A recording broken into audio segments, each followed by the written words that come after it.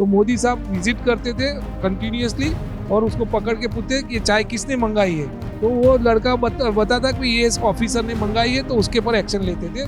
Time to time सब लोग आते थे, नौकरी करते थे।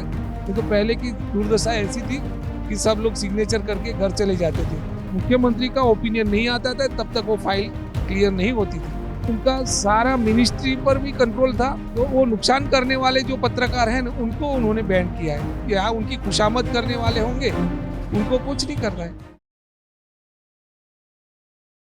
नमस्कार, आप देख रहे हैं सौगंध टीवी। आज बात करेंगे गुजरात वाइब्रेंट के 20वें शिखर सम्मेलन में। आज प्रधानमंत्री जी ने जिस तरह से अपना भाषण दिया और जिस तरह से वो भावुक दिखे, उन्होंने 20 साल पहले की बात की कि जिस दौर में मैं मुख्यमंत्री बना था, उस दौर में गुजरात की स्थिति क्या थी और आज की स्थिति क्या है। उस दौर में भूकंप का दौर था, उस टाइम भूकंप से परेशान था। उसके बाद 2003 में गोधरा कांड हो जाता है, जिस हिसाब से देश में गुजरात राज्य की जो स्थिति थी वाकई में बहुत नीचे थी। और उस स्थिति में हमने आके कुछ नींव रखी, वो नींव आज वाकई में पेड़ बनकर आई है, जिस तरह से प्रधानमंत्री जी ने कहा।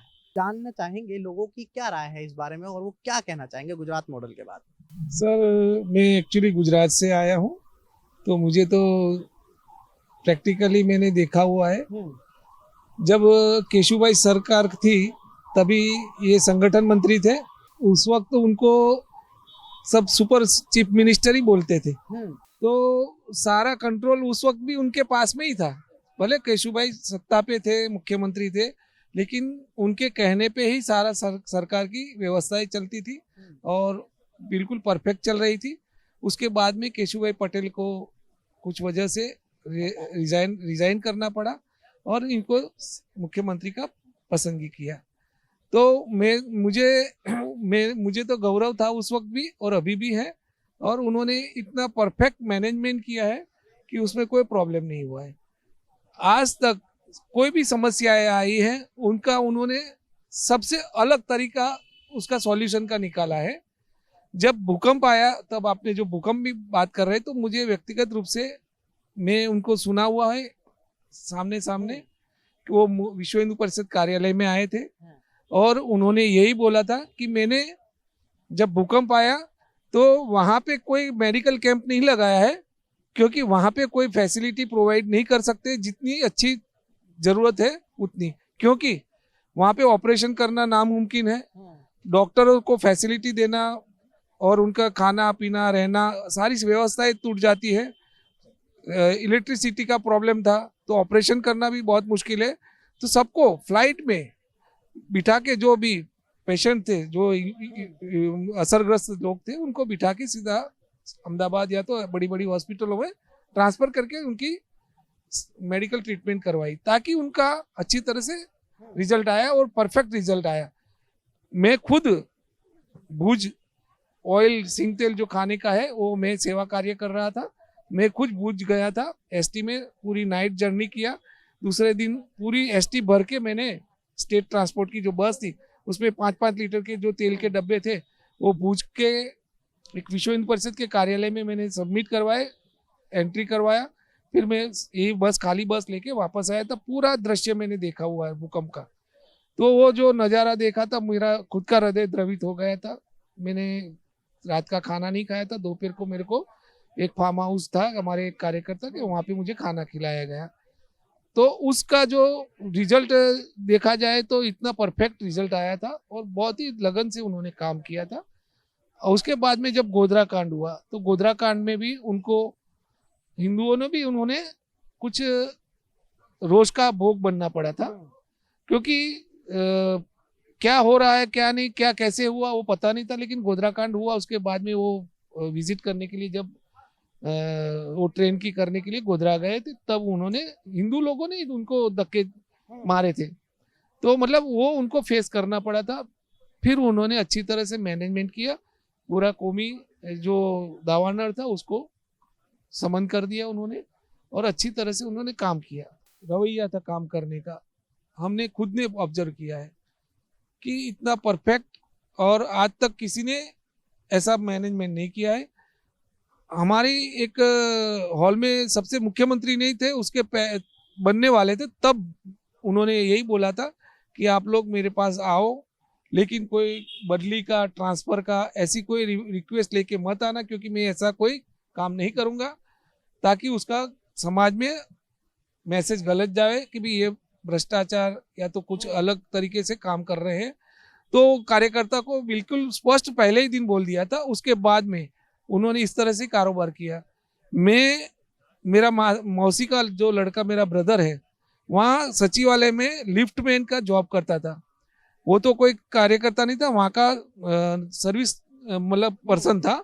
उसने मेरे को रिपोर्ट दिया कि वहाँ लंच के आवर्स में उसको छोड़ के कोई चाय वाला कोई लेके यदि सचिवालय के ऑफिस में आता है तो मोदी साहब विजिट करते थे कंटिन्यूअसली, और उसको पकड़ के पूछते कि ये चाय किसने मंगाई है और मेरे को बताओ। तो वो लड़का बताता कि ये इस ऑफिसर ने मंगाई है, तो उसके ऊपर एक्शन लेते थे। उसके बाद में परफेक्ट टाइम टू टाइम सब लोग आते थे, नौकरी करते थे। नहीं तो पहले की दुर्दशा ऐसी थी कि सब लोग सिग्नेचर करके घर चले जाते थे। तो उस वक्त से उन्होंने जो मैनेजमेंट किया, इतना परफेक्ट किया था। किसी का कोई भी काम करना है, ये मिनिस्टर हुए, वहाँ के कैबिनेट मिनिस्टर हुए, राज्य कक्षा के मिनिस्टर हुए, उनके पास में भी मान लीजिए कोई जाता है काम कराने के लिए, तो वो मिनिस्टर उनको बोलते थे कि आप फाइल आप मेरे पास रखिए, मैं बॉस को पूछ के ही फाइल साइन करूंगा। वो बॉस मतलब मुख्यमंत्री का ओपिनियन नहीं आता था, तब तक वो फाइल क्लियर नहीं होती थी। तो उनका सारा मिनिस्ट्री पर भी कंट्रोल था, मतलब जो IAS ऑफिसर है उन पर भी कंट्रोल था, और पुलिस वाले पे भी कंट्रोल था, इवन दो पत्रकार पे भी कंट्रोल था। एक बार ऐसा इंसिडेंस बना कि एक अखबार के न्यूज में एक पत्रकार था, उन्होंने कुछ गलत प्रेस नोट डाला, तो उस वक्त मोदी साहब ने वो प्रेस पढ़ लिया। फिर दूसरी बार जब प्रेस कॉन्फ्रेंस हुई, तब मुख्यमंत्री नरेंद्र मोदी ने उनको बोल दिया कि आप जो है आप होके खड़े होके बाहर निकल जाइए, प्रेस कॉन्फ्रेंस में आपको बैठने का कोई हक नहीं बनता है, क्योंकि आप अपने हिसाब से न्यूज बनाते हो तो बनाइए ना। क्या लगता है कि देश में अब प्रधानमंत्री जी हैं और नरेंद्र मोदी जी पहले मुख्यमंत्री थे, जिस हिसाब से आपने बताया कि मैनेजमेंट अपने हाथ में रहता है, शायद देश का भी मैनेजमेंट अपने हाथ में इसी तरह से लगा रखा है। पत्रकारों की आपने बात की, क्या आज प्रेस को भी अपने हाथों में ले रखा है? इस तरह के आरोप भी लगाए जाते हैं। देखो, आप आरोप तो बहुत सारे विपक्ष लगाएंगे, क्योंकि उनको इस तरह से नहीं कहेंगे। हाल ही में देखिए तो विपक्षी जो गठबंधन इंडिया अलायंस है, उन्होंने 14 पत्रकारों को बहिष्कार भी किया है। कहीं ना कहीं वो मोदी के मैनेजमेंट दिखता है उनके अंश में। नहीं, उसमें क्या है कि विपक्ष को भी दहशत है ना, प्रेस तो प्रेस होता है, वो तो ओपन हार्टेड सारी चीजें ओपन हार्टेड वायरल करती है ना, और जो सच बात है वो सबके तक वहाँ पहुंचाती है। तो उनको जो पत्रकार जो है वो उनको ऐसे लगते हैं कि जो हमें नुकसान करने वाले हैं, तो वो नुकसान करने वाले जो पत्रकार हैं ना, उनको उन्होंने बैन किया है। या उनकी खुशामद करने वाले होंगे, उनको कुछ नहीं करना है। तो यही मानना है कि ये मोदी मोदी करते हैं, सिर्फ विरोध में कोई क्वेश्चन नहीं करेंगे, सवाल नहीं करेंगे। तो आप मोदी मोदी करते हैं प्रेस वाले, मान लीजिए मोदी साहब गलत करते तो जाइए कोर्ट में जाके फरियाद करिए और एविडेंस इकट्ठा करिए और उनको वो करवाइए, एक्शन लीजिए। गुजरात में जिस तरह से मुख्यमंत्री का पद संभाला था, क्या लगता है कि देश में इस तरह से मैनेजमेंट चल रहा है? आप सर देखो, विजन लेके चल रहे हैं प्रधानमंत्री। मैं ये समझाना चाहता हूँ कि इतना बड़ा राष्ट्र है, तो बड़ा राष्ट्र में इफेक्ट छोटे लोगों तक पहुंचते पहुंचते काफी समय लगता है। तो अभी 10 साल होने को आ रहे हैं, ठीक है, तो उसका थोड़ी इफेक्ट आई है, अभी और 5 साल और एक दो इफेक्ट बताएंगे कि आपको कि क्या लगता है 10 सालों में कुछ ऐसा बदलाव जो प्रधानमंत्री बनने के बाद उन्होंने क्या हो, देश में बदलाव देखा हो आपने? काफी बदलाव आया है सर। आतंकवादी प्रवृत्तियों पर रोक लग गई है काफी हद तक, जो बार बार होती थी। कौमी दावानड़ जो है वो बार बार हो रहा था, वो भी कंट्रोल हो गया है। यहाँ पे जो क्रिमिनल माइंड वाले जो लोग हैं उनके प्रति दहशत हो गई। यूपी में तो आप देख सकते हो। आपने कहा आतंकवादी घटनाएं कम हुई, देखिए 370 भी हटाया कश्मीर से, और उसका हटाने का यही मकसद बताया गया था कि वहां पर आतंकवादी घटनाएं जो होती हैं वो नहीं होंगी। लेकिन आपने देखा होगा पुलवामा अटैक, उसके बाद अभी अनंतनाग में हुए हैं, 5 जवान शहीद भी हो गए। कहीं ना कहीं ये रोक तो नहीं लगा पाए। नहीं, ये मेरी बात सुनो, मैं ये कहना चाहता हूँ, परसेंटेज वाइज आप ऑब्जर्वेशन करो। कि हम 100% में से कितने परसेंटेज में सक्सेस प्राप्त किया है, ये कहना चाहता हूँ। मैं नहीं कहता 100% हो सकता है। बात करते हैं, आपका क्या लगता है कि प्रधानमंत्री जिस हिसाब से भावुक हुए और बातें बताई उन्होंने कि 20 साल पहले गुजरात की स्थिति क्या थी, हमने किस तरह से मैनेज किया और आज जो उभर कर पूरे देश में, पूरे विदेशों में, बल्कि दुनिया में बोलबाला आ रहा है गुजरात मॉडल को जिस तरह से देखा जाता है, सही? तो मेरा कहने का तो तात्पर्य सिर्फ इतना सा है कि गुजरात मॉडल के ऊपर ऐसे और कई मॉडल उनको डेवलप करने पड़ेंगे, तब जाके देश की स्थिति एकदम बढ़िया होगी, अर्निंग अच्छी होगी, बेरोजगारों को रोजगार मिलेगा। तो ये डेवलपमेंट उनको और थोड़ा सा फास्ट करना पड़ेगा ताकि बेरोजगारी खत्म हो। कहीं ना कहीं मानते हैं कि 10 सालों में बेरोजगारी बढ़ी है। तो बेरोजगारी जब तक खत्म नहीं होगी ना, तब तक कुछ बातें सुनने को मिलती ही मिलती हैं। तो निवेदन यही है कि 2, 5, 10 जगह एक साथ ऐसे मॉडल डेवलप किए जाएं जिससे बेरोजगारी खत्म हो और आगे का काम सुचारू रूप से चालू हो।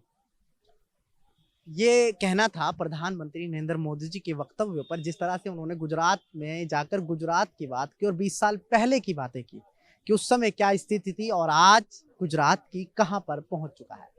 फिलहाल इस खबर में इतना ही। बाकी तमाम ऐसी खबरें देखने के लिए बने रहें सौगंध टीवी के साथ। कैमरामैन सचिन के साथ सुहेल। आप देख रहे हैं सौगंध टीवी, सौगंध वतन की।